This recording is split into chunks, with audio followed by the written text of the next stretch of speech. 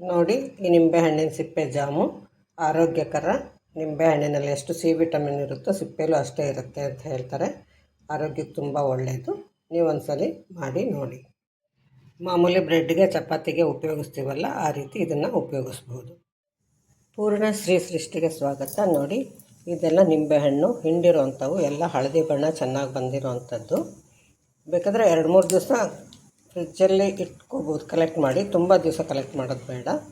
ಅಂಥದ್ದನ್ನು ಎಷ್ಟು ಸಿಗುತ್ತೋ ಅಷ್ಟು ಸಣ್ಣಕ್ಕೆ ಮೊದಲು ಹೆಚ್ಕೋಬೇಕು. ಅದನ್ನು ಈ ರೀತಿ ಹೆಚ್ಕೋಬೇಕು. ಸ್ವಲ್ಪ ಪೂರ್ತಿ ಹಾಗೆ ಹಾಕೋದು ಬೇಡ, ತುಂಬ ಸಣ್ಣಕ್ಕೆ ಏನು ಬೇಡ, ಇಷ್ಟು ಹೆಚ್ಕೊಂಡ್ರೆ ಸಾಕು. ಚೆನ್ನಾಗಿ ನೀರು ಅದನ್ನು ಮುಳುಗೋವರೆಗೂ ಹಾಕಿಬಿಟ್ಟು ಸುಮಾರು 8-10 ಗಂಟೆ ಇಡಬೇಕು. 1 ಗಂಟೆ ಹೆಚ್ಚು ಕಮ್ಮಿ, 1-2 ಗಂಟೆ ಹೆಚ್ಚು ಕಮ್ಮಿ ಆದರೂ ತೊಂದರೆ ಇಲ್ಲ.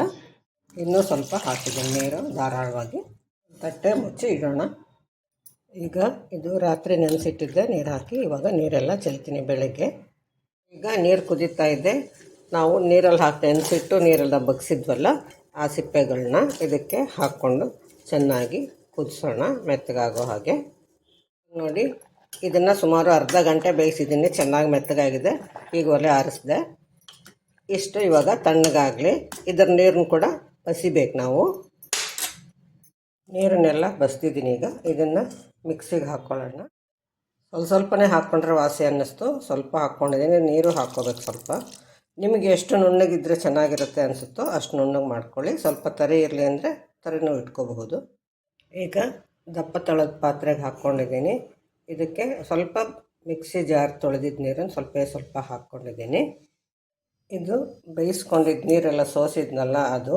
ಇದನ್ನು ಕೂಡ ನಾವು ಉಪಯೋಗಿಸ್ಕೋಬಹುದು. ಇದಕ್ಕೆ ಒಂದು ಪುಟಾಣಿ ಚಮಚೆಯಷ್ಟು ಅಥವಾ ಒಂದು ಅರ್ಧ ಚಮಚೆಯಷ್ಟು ಸೋಡಾ ಹಾಕ್ಕೋಬೇಕು. ಮತ್ತು ಸ್ವಲ್ಪ ವಿನಿಗರ್, 1-2 ಚಮಚ ಅಷ್ಟು ಸಾಕು. ಮತ್ತು ಲಿಕ್ವಿಡ್ ಸೋಪ್ ಯಾವುದಾದ್ರೂ ಒಂದು ಸ್ವಲ್ಪ, ಇಷ್ಟು. ನೀವು ಇದನ್ನು ಚೆನ್ನಾಗಿ ಮಿಕ್ಸ್ ಮಾಡಿ ಒಂದು ಬಾಟ್ಲಿಗೆ ಹಾಕಿಟ್ಕೋಬಹುದು.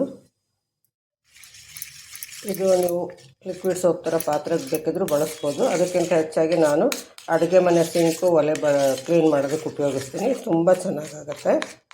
ಇನ್ನೂ ಕಮ್ಮಿ ಹಾಕಿದ್ರೂ ಪರವಾಗಿಲ್ಲ. ವಿನಿಗರ್ ಅದು ನೋಡಿ ಎಷ್ಟು ಚೆನ್ನಾಗಿ ನೊರೆ ಬರ್ತಾಯಿದೆ. ಇವಾಗ ನಾನು ಅದನ್ನು ಈ ಥರ ಯಾವುದಾದ್ರೂ ಒಂದು ಬಾಟ್ಲಿಗೆ ಹಾಕಿಟ್ಕೊಂಡ್ರೆ ಸಾಕು. ನೋಡಿ, 1 ಚಮಚೆಯಷ್ಟು ಕೂಡ ನಾನು ಲಿಕ್ವಿಡ್ ಸೋಪ್ ಬಳಸಲಿಲ್ಲ. ಅಷ್ಟಕ್ಕೆ ಇಷ್ಟೊಂದು ಇಲ್ಲಿವರೆಗೂ ಆಗಿದೆ. ಇಷ್ಟು ಲಿಕ್ವಿಡ್ ಸೋಪ್ ನಿಮಗೆ ಕೆಮಿಕಲ್ ಇಲ್ಲದೇ ಕ್ಲೀನ್ ಮಾಡಬಹುದು. ನೀವು ನಿಮ್ಮ ಕೈಗೂ ಹಾನಿ ಆಗಲ್ಲ, ನಿಮ್ಮ ಮನೆಗೂ ಹಾನಿ ಆಗಲ್ಲ.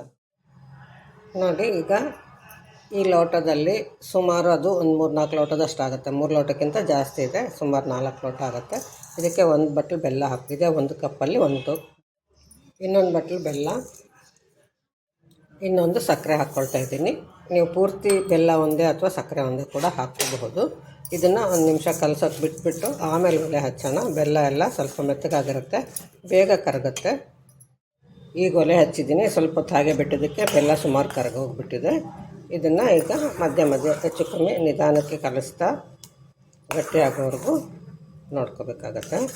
ನಿಮ್ಗೆ ಅಭ್ಯಾಸ ಇಷ್ಟೊಂದು ಮಾಡಿ ಏನಾಗುತ್ತೋ ಅನ್ನೋರು 2-4 ನಿಂಬೆಹಣ್ಣು ಸಿಪ್ಪೆಗೆ ಮಾಡಿ ನೋಡಿ. ಆಮೇಲೆ ನಿಮ್ಗೆ ಹಿಡಿಸಿದ್ರೆ ಮತ್ತೆ ಮಾಡ್ಕೋಬಹುದು.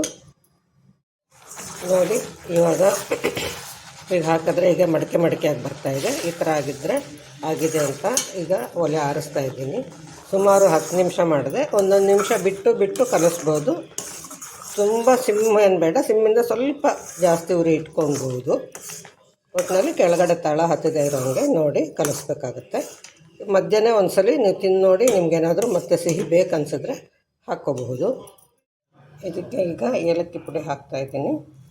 ಇದನ್ನು ಜಾಮುಗಳನ್ನು ಯಾವಾಗಲೂ ಬಿಸಿ ಇದ್ದಾಗಲೇ ಬಾಟ್ಲಿಗೆ ಹಾಕಬೇಕು. ತುಂಬ ಟಾಪ್ ಬಿಸಿ ಅಲ್ಲ, ಸ್ವಲ್ಪ ಕಮ್ಮಿ ಆದರೆ ಸಾಕು. ಆದರೆ ಬಾಟ್ಲ್ ತಕ್ಷಣ ಮುಚ್ಚಬಾರ್ದು, ತಣ್ಣಗಾಗೋವರೆಗೂ. ಹೆಚ್ಚಂದರೆ ಪೇಪರ್ ಮುಚ್ಚಬಹುದು ಅಷ್ಟೇ. ತಣ್ಣಗಾದ್ಮೇಲೆ ಮುಚ್ಚಿಡಬೇಕು, ಯಾವುದೇ ಜಾಮ್ ಆದರೂ ಕೂಡ ಅಷ್ಟೇ. ಇದಕ್ಕೆ ನಿಂಬೆ ರಸ ಕೂಡ ಸುಮಾರು 1 ಹಣ್ಣು ಅಥವಾ ಇನ್ನೊಂದು ಸ್ವಲ್ಪ ಜಾಸ್ತಿ ಆದರೂ ಪರವಾಗಿಲ್ಲ ಅಷ್ಟು ಹಾಕಿಬಿಟ್ಟು ಕಲಿಸ್ಬೇಕು. ಕಲಸಿದ ಮೇಲೆ ಬಾಟ್ಲಿಗೆ ತುಂಬಬೇಕು.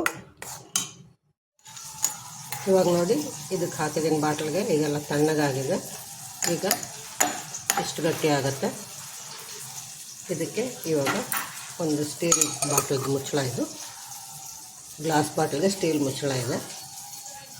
ಈ ಥರ ನಾವು ಕಲೆಕ್ಟ್ ಮಾಡಿ ಇಟ್ಕೊಂಡ್ರೆ ಕೆಲವು ತಿಂಗಳನ್ನ ಉಪಯೋಗಿಸ್ಬೋದು, ಒಂದೆರಡು ತಿಂಗಳಾದರೂ ಉಪಯೋಗಿಸ್ಬೋದು.